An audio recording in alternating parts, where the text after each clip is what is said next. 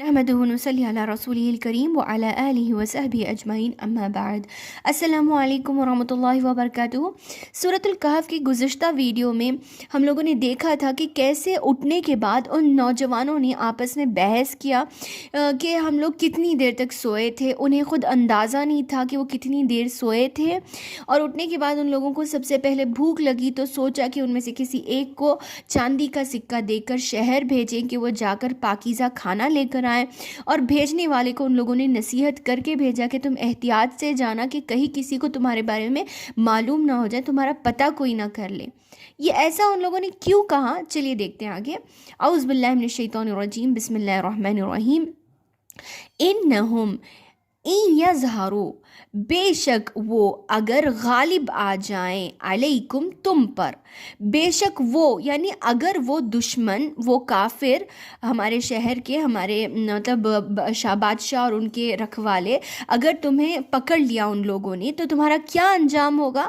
دو میں سے ایک ہوگا تمہارے ساتھ، یرجمکم، یا تو وہ تمہیں رجم کر دیں گے، سنگسار کر دیں گے۔ سنگسار کہتے ہیں پتھر پھینک پھینک کر مار دینا، یا تو وہ تمہیں سنگسار کر دیں گے، یا نہیں تو او یعیدکم فی ملتہم، یا اپنے مذہب میں واپس بلا لیں گے۔ تو اگر تم پکڑے گئے تو تمہارے دو میں سے ایک انجام ہوگا، یا تو مار دیے جاؤ گے یا تو اپنی ان کی واپس دین میں بلا لیے جاؤ گے۔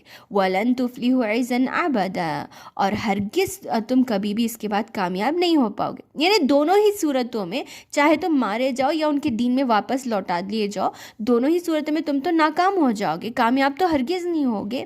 تو دونوں ہی صورت میں ناکامی تمہارا مقدر بنے گی، نہ دین کے رہو گے نہ دنیا کے رہو گے، اسی لیے احتیاط کرو۔ وَكَذَلِكَ، اور اسی طرح، اعثرنا، ہم نے آگاہ کر دیا، علیہم، ان کے بارے میں، لوگوں کو، ہم نے ان کے بارے میں لوگوں کو آگاہ کر دیا، لیعلموا، تاکہ وہ جان لیں۔ دیکھیں کیسے اللہ تعالیٰ نے ان کے بارے میں لوگوں کو آگاہ کیا، اس کے بعد کی سٹوری میں آپ کو بتا دی ہوں۔ کیا ہوا، ان میں سے ایک نوجوان نے چاندی کا سکہ لے کر دکان کو گیا وہ، تاکہ کچھ چیز خرید سکے۔ جب دکاندار نے سکے کو دیکھا تو تعجب ہو گیا اور کہنے لگا یہ تو 3 صدیوں سے پہلے کا سکہ ہے، یہ کیسے تمہارے ہاتھ لگا؟ ضرور تمہارے ہاتھ کوئی خزانہ لگا ہے، جلدی سے بتاؤ تمہیں کہاں خزانہ ملا۔ وہ انسان پریشان ہو گیا اور اس نے بازو کے دکان والے کو سکے دکھائے۔ ایسے ہی کرتے، حالانکہ وہ نوجوان کہتا رہا کہ نہیں یہ میرے اپنے پیسے، میں اسی شہر کا باشندہ ہوں، لیکن کسی نے اس کی بات پر یقین نہیں کیا، اور ایسی بات پھیلتے پھیلتے پھیلتے حاکم وقت تک پہنچ گئی۔ جب حاکم وقت کو یہ بات معلوم ہوئی تو اس نوجوان کے ذریعے دوسرے نوجوانوں تک غار کی طرف وہ لوگ چلے اور ان سے ملاقات ہوئی۔ اس کے بعد دوبارہ اللہ رب العالمین نے انہیں ہمیشہ ہمیشہ کے لیے سلا دیا، یعنی وہ لوگ اس کے بعد مر گئے، اللہ رب العالمین نے انہیں ہمیشہ کے لیے نیند طاری کر دی۔ تو اس کے بعد کیا ہوا، چلیے دیکھتے ہیں۔ اللہ رب العالمین یہاں یہ کہنا چاہ رہا ہے، لیعلموا، تاکہ وہ جان لیں۔ اللہ رب العالمین نے انہیں دوبارہ اٹھایا اور لوگوں کو بتا دیا، یعنی وہاں پر جو موجود بادشاہ تھے ان سب لوگوں کو، دکاندار، بادشاہ، سب کو ان کے بارے میں معلوم ہو گیا کہ ایسا فلاں نوجوان سوئے ہوئے تھے، اب صدیوں بعد اٹھے ہیں۔ کیوں سب کو معلوم ہوا؟ ان وعد اللہ حق، کیونکہ اللہ تعالیٰ یہ بتانا چاہتا ہے کہ اللہ کا وعدہ سچا ہے، حق ہے۔ اللہ تعالیٰ جھوٹ نہیں کہتا، کس بارے میں؟ وَأَنَّ السَّاعَةَ لَا رَيْبَ فِيهَا، کہ بے شک قیامت، لا ریب فیہا، اس میں کوئی شک نہیں ہے۔ جو ذات بغیر عمر گھٹے، جوانی کے ساتھ، اسی لباس کے ساتھ 309 سال سلانے کے بعد بالکل تحفظ اور حفاظت کے ساتھ اٹھا سکتا ہے، وہی ذات مردوں کو آرام سے اٹھا سکتا ہے۔ یعنی زندوں کو اللہ تعالیٰ اتنی دیر تک، اتنے سالوں تک آرام سے اگر زندہ رکھ سکتا ہے تو مردے کو اٹھانے میں کتنی دیر لگے گی اللہ کو؟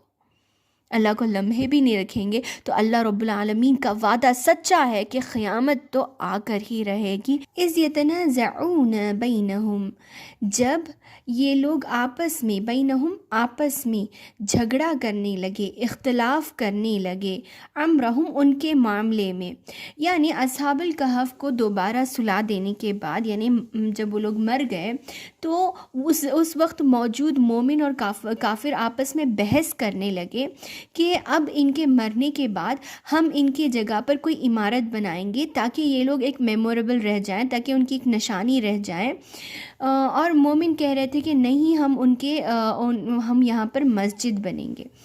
تو کیا ہوا دیکھیے، فقالوا ابن علیہم بنیانا، فقالوا انہوں نے کہا، ابن علیہم بنیانا ہم ان پر ایک عمارت بنائیں گے، ربهم اعلم بہم اللہ تعالیٰ زیادہ جانتا ہے کہ یہ جھگڑا کرنے والے کون تھے، یعنی یہ اختلاف کن لوگوں میں تھا، اللہ تعالیٰ یہ بہتر جانتا ہے۔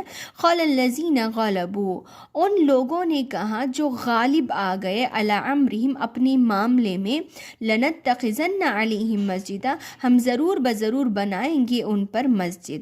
چنانچہ جب ان کے مرنے کے بعد مومن اور کافروں کے درمیان جھگڑا شروع ہو گیا کہ ہم یہاں کیا بنائیں گے، بہرحال بحث کرتے کرتے، لڑائی کرتے کرتے مومن جیت گئے اور کامیاب ہو گئے، اور ان لوگوں نے ان کے اصحاب کہف کے غار کے سامنے اس کے دروازے پر ایک مسجد تعمیر کر لی۔ سیقولون ثلاثۃ رابعہم، سیقولون وہ لوگ کہیں گے، یعنی کچھ لوگ کہیں گے، ثلاثۃ رابعہم کلبہم، وہ اصحاب کہف 3 تھے، چوتھا ان کا کتا تھا، کلبہم رابعہم کلبہم، چوتھا ان کا کتا تھا۔